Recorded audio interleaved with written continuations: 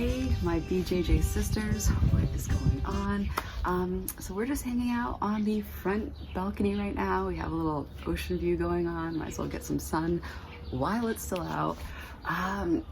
So I wanted to share an experience with you. That way you can compare it to your jiu-jitsu journey, and like while you're listening to these stories, think about some of the lessons that also translate to your jiu-jitsu journey and also self-defense, okay? And when you find your passion, it ignites you as a person. You just feel awesome. When I was about a year and a half or 2 years into my jiu-jitsu journey, I was a white belt, 3 or 4 stripe white belt, okay? And at my school, it was like very usual for the people at the school to, at one time or another, bounce in the Old Port in Portland, Maine. So the Old Port was basically like this cobblestone street just filled with bars.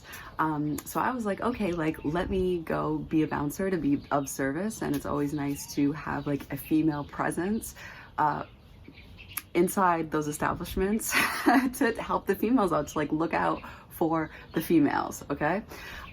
So I bounced for an entire year, every single weekend at 3 or 4 different bars. So the first bar that I bounced at had like, on the bar there were stripper poles, so like patrons could get up and like do a little dance. That bar was called Mark's Place. And then upstairs from that was called the Slice Bar, so it was more of like a chill, kind of like chill bar type of place. Then I bounced at Oasis, which was a nightclub, like 2-story outdoor patio area club. And then I also bounced for the time duration that it was open during the summertime at Peaks Island for Reggae Fest. Now Reggae Fest was chill, Mark's Place was chill. The majority of these stories happen at Oasis except one.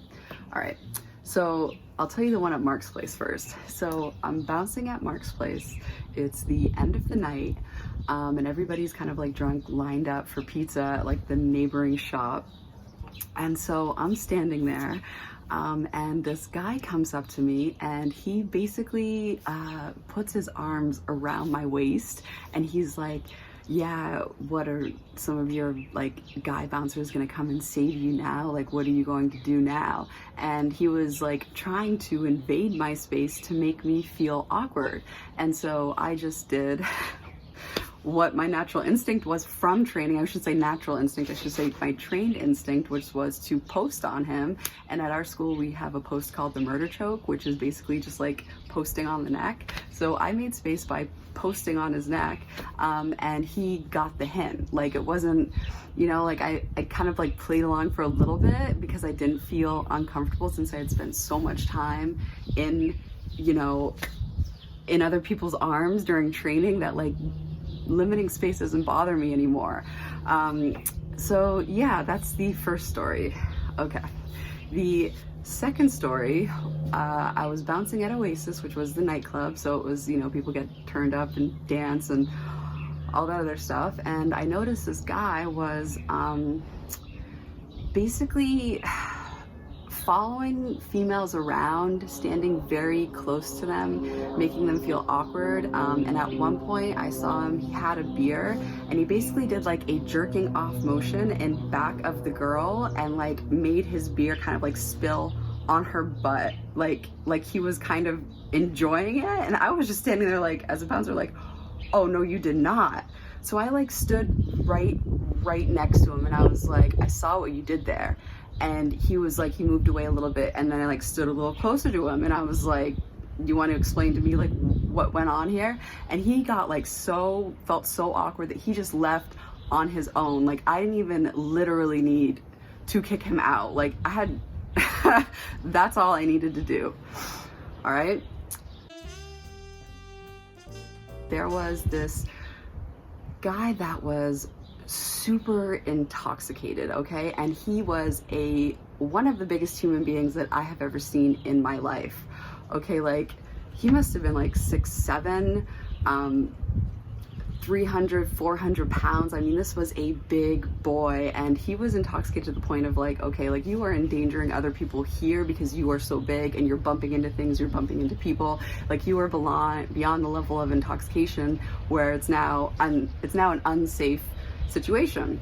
And so I went up to him, and now I like to use this method of kicking people out of a bar. Like typically what I like to do is I like to walk up to the person that's causing trouble, depending on what type of trouble it is. Like if they're just too intoxicated, then I'm nicer. If it all depends on what they're doing, but typically what I liked to do as a bouncer was walk up to the guy, smile at him, reach out my hand, he takes my hand, and I just walk him outside and be like, you're kicked out because of blah blah blah.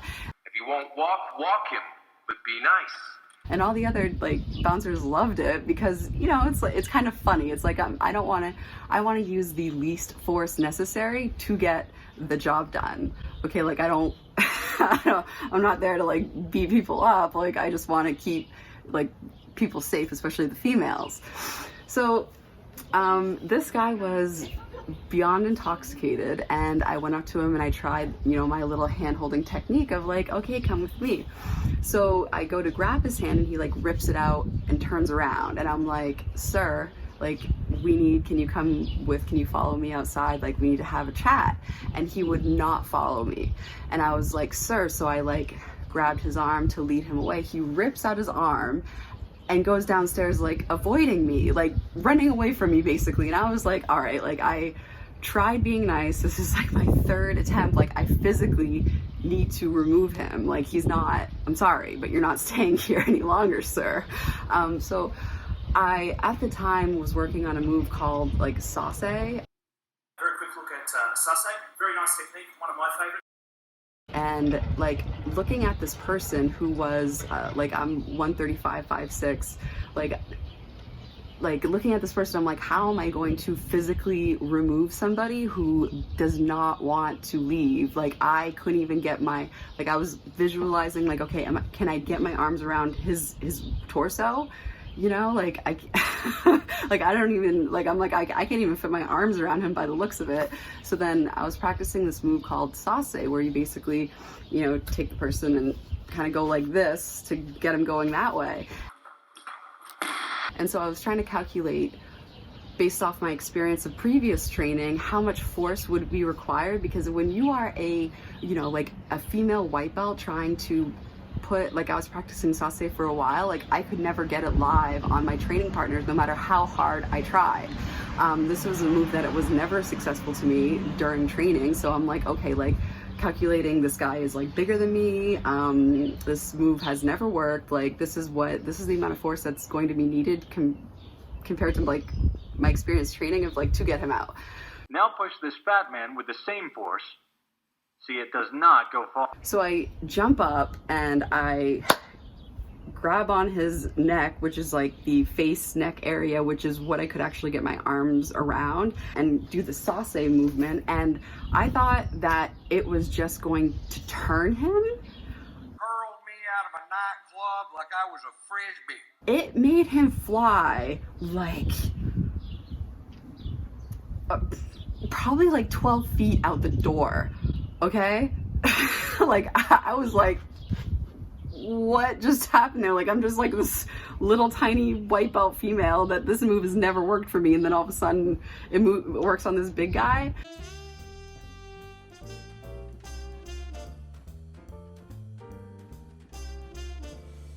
So all right, so here are the morals to each story.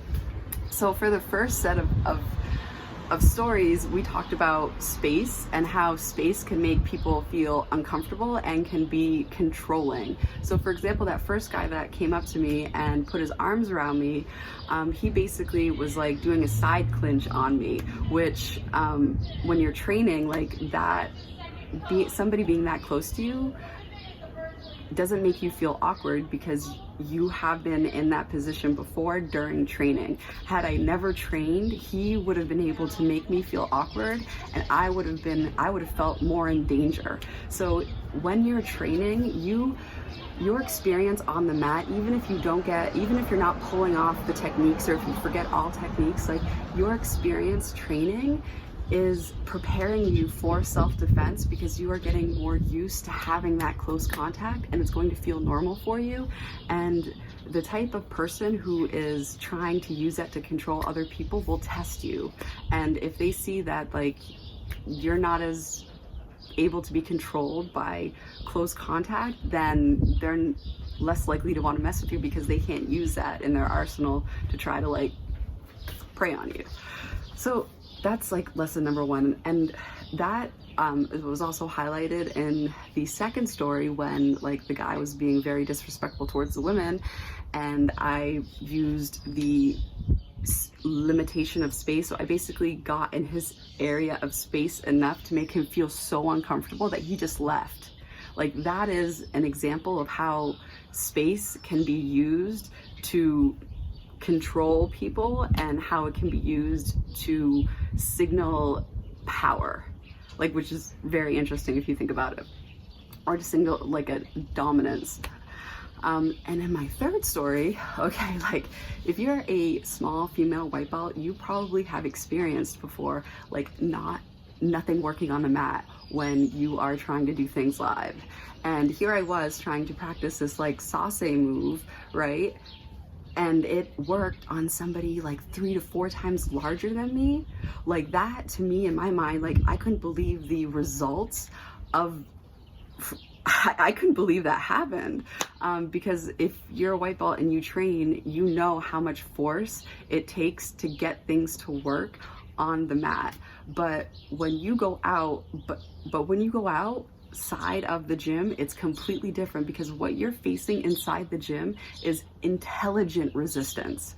It's people that know the move is coming, because you're a white belt and chances are you're not setting it up with something else. It's like clear. Like, if you're trying a double leg, chances are you're staring at their hips. Like, they know what's coming, so they're able to not only apply force, but intelligent force.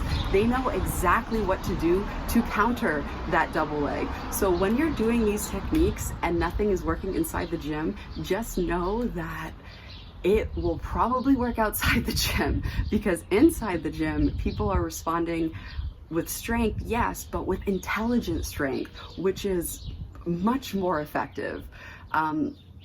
Yeah.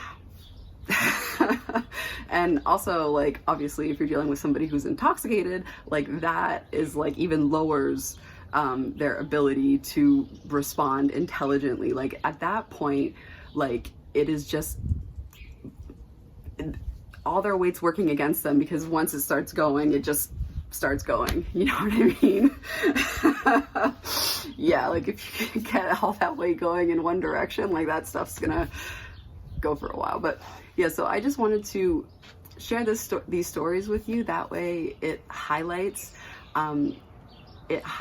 some important lessons, and hopefully, like, motivates you to train more and continue your journey as training. If you're a female watching this and you want to do something for self-defense, like, the number one thing that you can do is do a martial art where there is, like, close contact in the training, because that's going to prepare you for the type of situation that you're most likely to have to defend yourself in as a female. You know what I mean?